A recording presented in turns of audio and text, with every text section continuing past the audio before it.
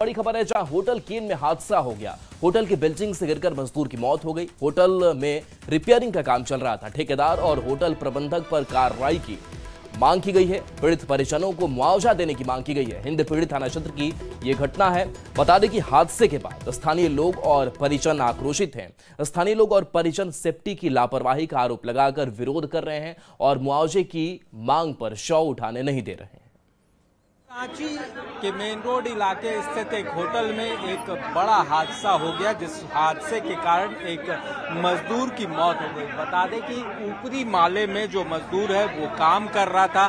बगैर किसी सेफ्टी के ये कार्य जो है वो रिपेयरिंग का वो किया जा रहा था, जिस दरमियान ये हादसा हुआ कि जिससे कि मजदूर की गिरने से मौत हो गई। देख सकते हैं जो ये रॉड था, उस रॉड के सहारे मजदूर खड़ा था, वो रॉड ही टूट गया, जिस वजह से ये पूरा हादसा हुआ। जिसके बाद अब जो यहाँ पर लोग हैं उनके द्वारा जो है वो मुआवजे की मांग की जा रही है, ताकि परिजनों को मुआवजा जो है वो मिले। मेरा चचेरा भाई थे। क्या नाम था इनका? चचेरा भाई मंटू कुमार। कहाँ से हैं ये? बिहार रफीगंज। कैसे हुआ हादसा, क्या पता चला? ऊपर झूला पर से उतर रहे थे, बोले कि ठीक है जाओ, होने से तुम धरा देना, हम लटक रहे हैं। और उधर से फिर आए तो देख रहे हैं कि नीचे गिरे हुए हैं, तो फिर गिरे हुए हैं, तो वैसा ही है। फिर कोई सेफ्टी नहीं दिया गया? कोई सेफ्टी नहीं दिया है, मतलब ये लापरवाही है। तो क्या मांग कर रहे हैं आप लोग? क्या आप तो भाई वापस आएंगे ना तो कुछ मुआवजा और का। देखिए, ये तो मैं यही जानता हूँ, ठेकेदार को ध्यान देना चाहिए इसको कि अगर यहाँ सेफ्टी बेल्ट नहीं है तो सेफ्टी बेल्ट देना चाहिए था।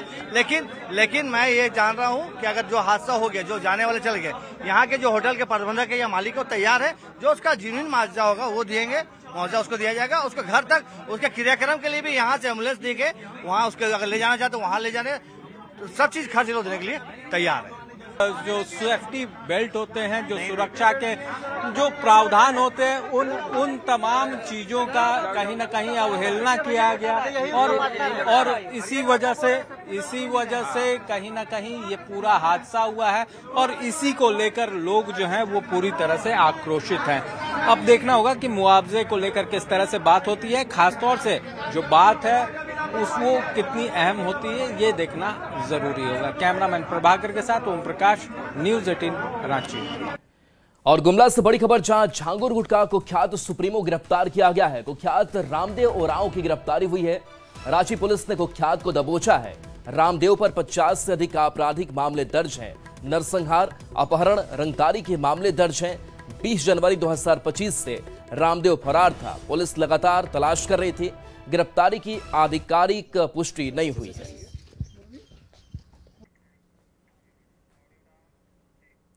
झारखंड की जेलों में बंद महिला कैदी सोहराय पेंटिंग जैसे हुनर सीख कर नई पहचान गढ़ रही हैं। यह कला न सिर्फ उन्हें आर्थिक रूप से मजबूत बना रही है, बल्कि अपराध बोझ से निकालकर जिम्मेदार नागरिक बनने का रास्ता भी दे रही है। जेल आईजी सुदर्शन मंडल के मुताबिक महिला बंदियों की सोहराय पेंटिंग की देश विदेश में बढ़ती मांग को देखते हुए इसके लिए बाजार तैयार करने की प्रक्रिया शुरू की गई है। बंदियों को हैंडलूम, अन्य उत्पादों का उचित पारिश्रमिक भी मिल रहा है, जिससे उनका पुनर्वास और सशक्तिकरण मजबूत हो रहा है।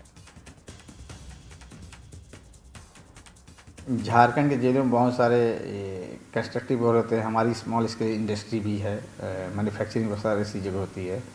अभी हम लोग गत सितंबर में 9 से 11 तक में ऑल इंडिया प्रिजन ड्यूटी में हैदराबाद में हुआ था। वहाँ भी हम लोगों ने सोहराय पेंटिंग वगैरह जो बंदी वगैरह बनाया जाता है, अन्य जो सामान वगैरह जो हमारे जो जितने भी 9 जेल है, 9 जेलों में हम लोग का मैन्युफैक्चरिंग यूनिट है। वहाँ के चीज़ों का हम लोगों ने वहाँ पर डिस्प्ले किया था, काफ़ी सराहना मिली थी। तो बंदियों के द्वारा जो बहुत अच्छी ये बनाई जाती है, हम लोग इसको ये बिजनेस मॉडल के रूप में ये तैयारी कर रहे हैं। पीएम मोदी ने सभापति की तारीफ की। राज्यसभा में पीएम मोदी ने उनकी तारीफ की। सीपी राधाकृष्णन की पीएम ने तारीफ की और कहा कि सभापति का गांव के लोगों से जुड़ाव है। सभापति की सेवा भावना की तारीफ प्रधानमंत्री नरेंद्र मोदी ने आज की और साथ ही कहा कि सभापति और उनकी सरल जीवन शैली हमारे लिए प्रेरणा है।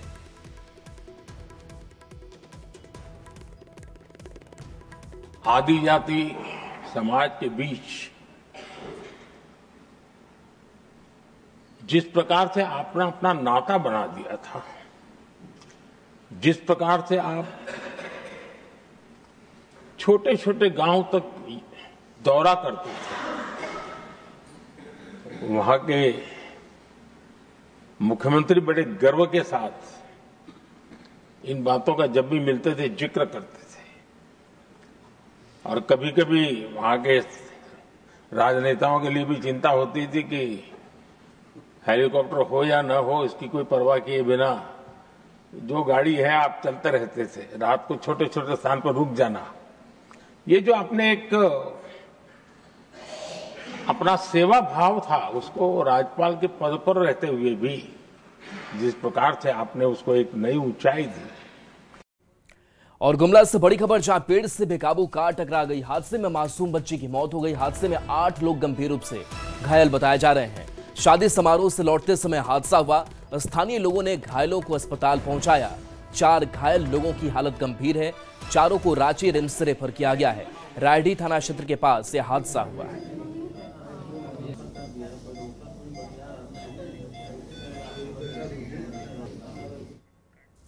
साइबर अपराध रोकने के लिए सरकार नई तकनीकें अपना रही है और पुलिस विशेष ऐप के जरिए कार्रवाई कर रही है, लेकिन ठग लगातार नए हथकंडे अपना रहे हैं। जमशेदपुर में साइबर अपराधी सिम कंपनी का अधिकारी बनकर नंबर बंद करने का डर दिखाकर लोगों से ठगी कर रहे हैं। वो कॉल कर, लिंक ओपन कर फॉर्म भरने को कहते हैं और उसी बहाने मोबाइल धारकों की जानकारी हैक कर बैंक खातों से रुपए उड़ा ले रहे हैं।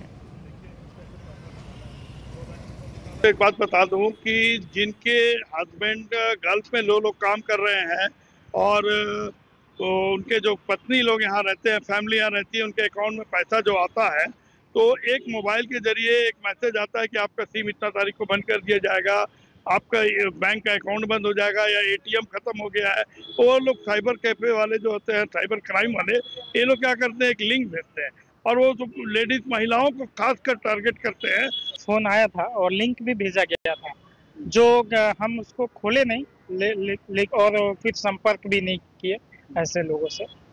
लेकिन अवेयरनेस रहने की आवश्यकता है और स्थानीय प्रशासन गंभीर रूप से उस पर काम करे तो ज़्यादा अच्छा रहेगा आम जनता के हित के लिए। कि कई फोन आते रहते हैं बीच बीच में, और साइबर अपराध जिस तरह से समाज में जो साइबर को लेकर के जिस तरह का घटनाएं घट रही है आए दिन, तो इसको लेकर के लोगों को जागरूक रहने की आवश्यकता है। कि हम लोग एक साइबर वर्ल्ड में रह रहे हैं, तो इसमें ये ज़रूर हो रहा है कि नए नए तरीक़ों से साइबर क्राइम्स हो रही है। जैसा आपने कहा कुछ हमारे पास केसेस आए हैं जिसमें मोबाइल सिम बंद करने का बोला, जैसे सिम बंद हो रहा है, ये लिंक पे क्लिक कीजिए, एक्टिवेट कीजिए, और उस बाद या तो कॉल फॉरवर्डिंग के थ्रू, OTPs के थ्रू पैसे इसमें काट लिए जा रहे हैं। इसमें हमारा आपसे जो आपके माध्यम से एक अपील लोगों की होगी, सबसे पहला कि देखिए साइबर क्राइम का जो पहला आंसर है वो जागरूकता है। इस जागरूकता में हमारे आपसे ये अपील होगी कि कोई भी ऐसा सस्पिशियस लिंक पे क्लिक नहीं करें। कुछ भी अगर ऐसा आता है कि आपका मोबाइल कनेक्शन बंद हो रहा है, गैस कनेक्शन बंद हो रहा है या आपका कोई डिलीवरी आ रहा है, तो वेरीफाई करें उसको सबसे पहले। रांची में भारत दक्षिण अफ्रीका ODI के बाद टिकट बिक्री, ब्लैक मार्केटिंग और सुरक्षा चूक को लेकर JSCA पर सवाल उठे। बीजेपी ने आरोप लगाया कि कांग्रेस से जुड़े अधिकारियों के चलते अव्यवस्था हुई और मैच ने रांची को शर्मसार किया। कांग्रेस ने पलटवार करते हुए कहा कि आयोजन बेहतर था। वहीं JMM ने बीजेपी पर जीत से बौखलाने का आरोप लगा दिया।